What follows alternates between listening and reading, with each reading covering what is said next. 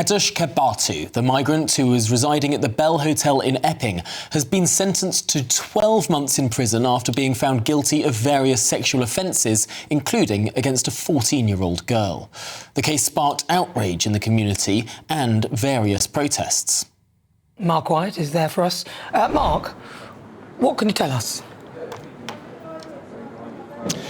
Well, we've just had the sentencing handed down by District Judge Christopher Williams in Court Number 1 here at Chelmsford Magistrates Court, and it is a sentence of 12 months in prison. That is the maximum sentence that a magistrate can hand down. If it was to have been a higher sentence than that, it would have been referred to the Crown Court for sentencing, but clearly the District Judge felt that this was the appropriate sentence, the maximum sentence that he can hand down for a series of offences that happened in July this year, offences of 2 sexual assaults, 1 attempted sexual assault, inciting a child to engage in sexual activity, and harassment. They relate to a 14-year-old girl and also to an adult female.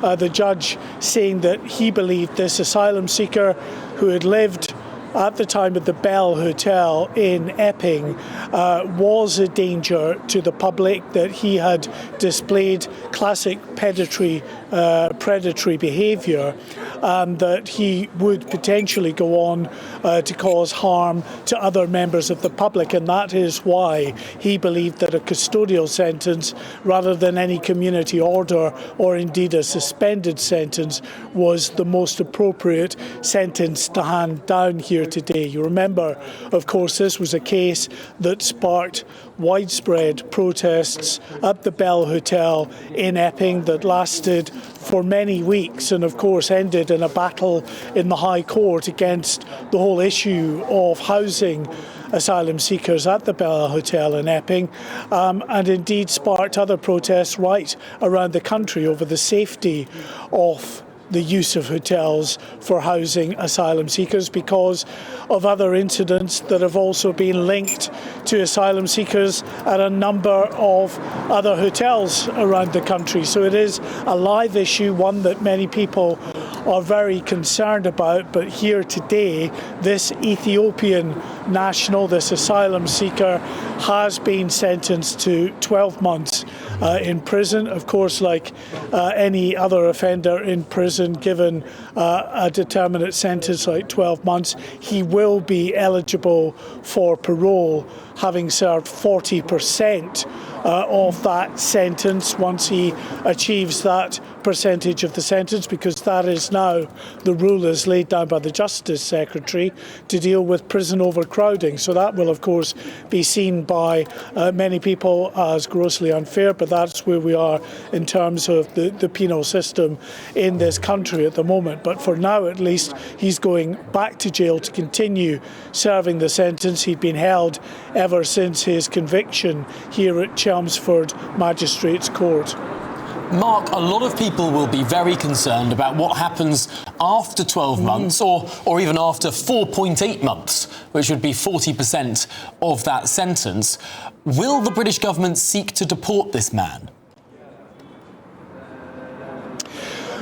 Well, you're right. There will be a lot of concern, and understandably so. Now, given that he has been handed a 12-month prison term, automatic deportation is the order of the day. That happens for any foreign national offender who is convicted and then sentenced to a custodial sentence of 12 months or more. So he now fits that category, having been sentenced to a year in prison. I should say that in the mitigation that was read out by his lawyer here at this magistrates court, he had indicated that he wants to return to Ethiopia, that he no longer wishes to stay in this country, and that he would be happy to be returned. I'm sure that many people will be happy to hear that, given what the judge and the prosecutors have said about this man being a sexual predator, this man being an undoubted risk to members of the public. Any move to get him out of the country as soon as possible, I'm sure, will be welcomed.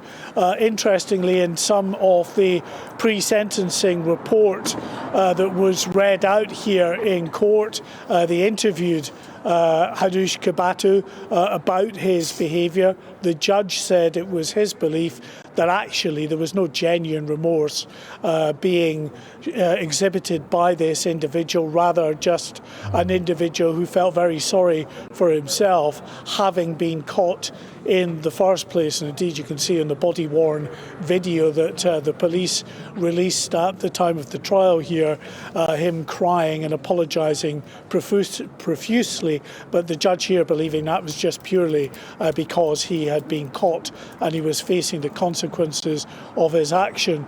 In that pre-sentencing interview with Kabatu, another thing that he said that really raised more than a few eyebrows in the magistrates' court was he didn't realise just how strict the UK was. So, as I say, that was pointed out by the prosecutor and obviously remarked on by the judge as well. He's obviously from Ethiopia. I think it's fair to say that even in Ethiopia, the sexual assault of a child is a criminal offence in that country. But there you go. That is the kind of statement that he was making in his pre-sentence report that just led the judge to the conclusion that this man really was not a remorseful character, that this man would still pose a significant threat to the public and indeed to children on his release. And that's why, regardless of what might happen in terms of his deportation, he has been put on the sexual offenders register for 10 years, and a sexual harm prevention order has also been imposed. That has a number of restrictions should he ever be freed from prison and in the public before his eventual deportation. He is not allowed to go near children. He is not allowed into parks and other similar open spaces without very good reason, and a number of other restrictions within that sexual harm prevention order have been handed down to Hadush Kabatu as well. But as I say, the most immediate outcome of what the judge has passed in terms of the sentence here is that this man, this Ethiopian asylum seeker, will be taken back into custody, back to prison to serve the sentence, 40% at least of that sentence, before he is then eligible for parole. Well, listen, I'm glad he's in prison, but I'm still at a loss to see why he's in one of our prisons and why he couldn't have been sent back to a prison in Ethiopia. Do we have a returns deal with Ethiopia? Because as I understand it, if someone is being sent back, even if they've committed a crime in this country, we have to have some sort of mutual agreement.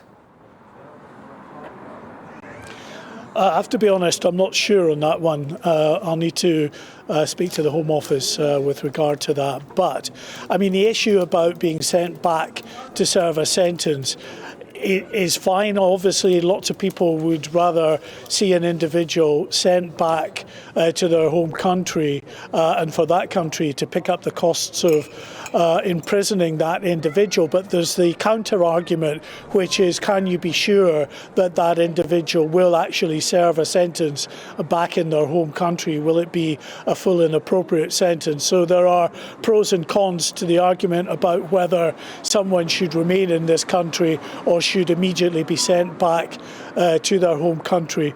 I mean, as far as the victims in this case are concerned as well, they are not forgotten. We heard victim impact statements that were read out in court on behalf of the 14-year-old schoolgirl and the adult female who was sexually assaulted by Kabatu as well.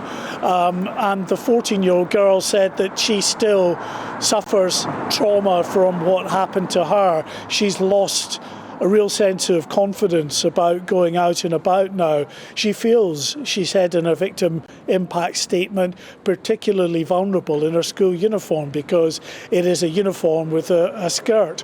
And so, you know, when she finishes school, she is straight home to change. She doesn't go out, she says, alone anymore. When it gets dark, she is back home before it's dark.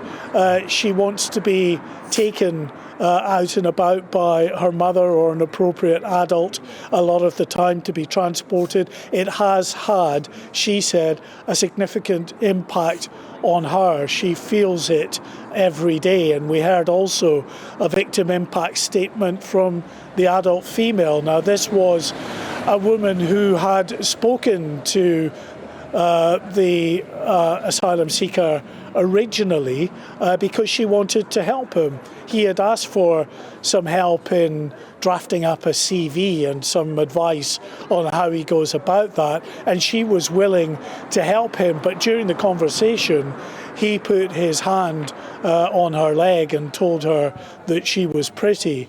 Still, she went into a nearby shop to get a piece of paper to try and help him. It was only when he came back out that she came back out. She saw him then harassing this 14-year-old girl and called the police.